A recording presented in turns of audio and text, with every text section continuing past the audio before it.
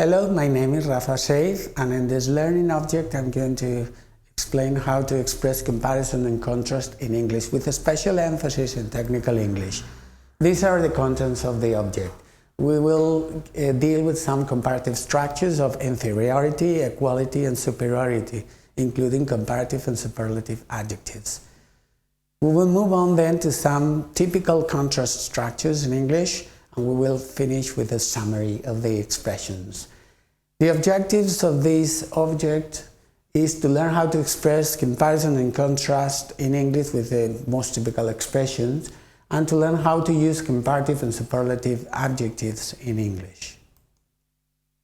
Normally, when we compare two things, we examine the similarities and differences between two or more objects and products, and it is important to mention the aspect we are comparing. Here we have the 5 typical possibilities in English. We have as regards size, for example, with regard to size, as far as size is concerned, with respect to size, or regarding size. It is important to not to mix them up, because these are the 5 most common or the most widely used expressions to say the parameter we are comparing. For example, we can say we compare x with or to y as regards size, etc. And when we're talking about similarities, we can use different expressions. Normally, as, or identical to, similar to, the same as, or like, as we will see in a minute. Another possibilities are with the verb resemble or like, or to have in common, as we can see here.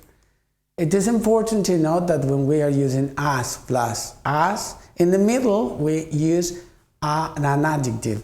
If we're using a noun, that's important to note. We make a difference between much for uncountable nouns or many for countable nouns.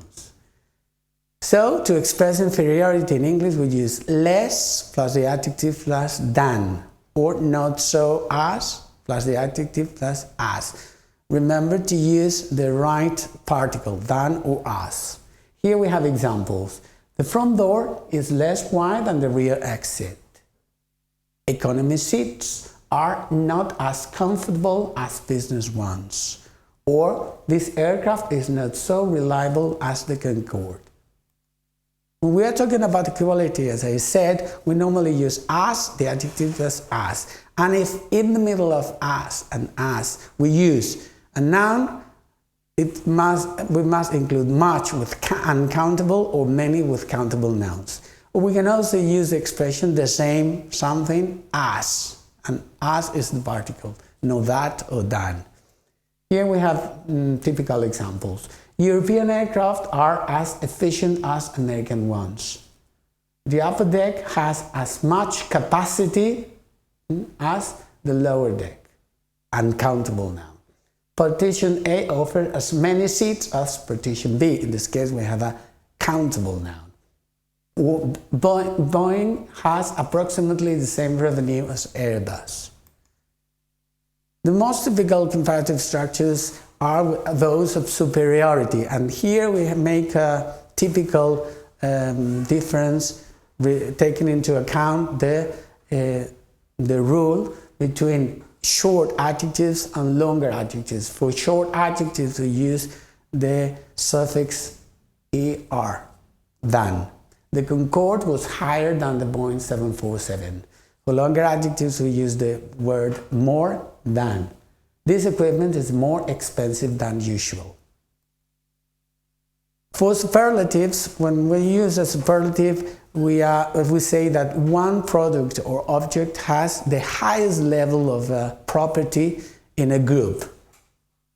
We also differentiate between short adjectives, in which case we use the plus the suffix est, or longer adjectives with the most plus the adjective plus in or of. The examples here are clear as well. The Concorde has the fastest, short adjective, commercial aircraft in the world. Or for longer adjectives, this is the most expensive material of the aircraft.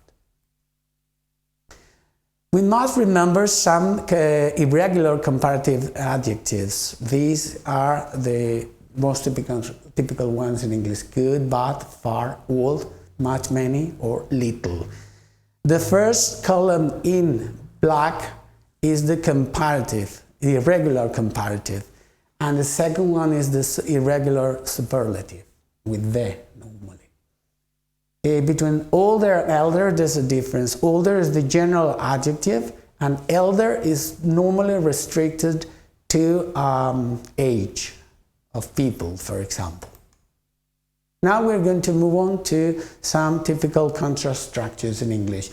In example 1, we have the comparison between A and B, in this case iron and plastic. We mention iron and then we mention plastic, and we say the thing we are comparing with regarding, as regards, etc. We can compare iron and plastic regarding toughness.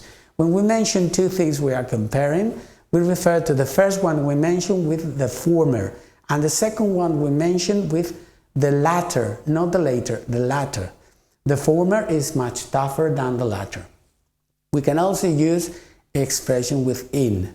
My house is different from yours in size, or in that mine is smaller than yours. Note that in is followed by a noun, in that is followed by a sentence. Or we can use expression with unlike. Wood, unlike stainless steel, can be corroded easily. Here we have a collection of very typical contrasting structures in English. For example, when we make a quantity comparison, we can use examples A and B.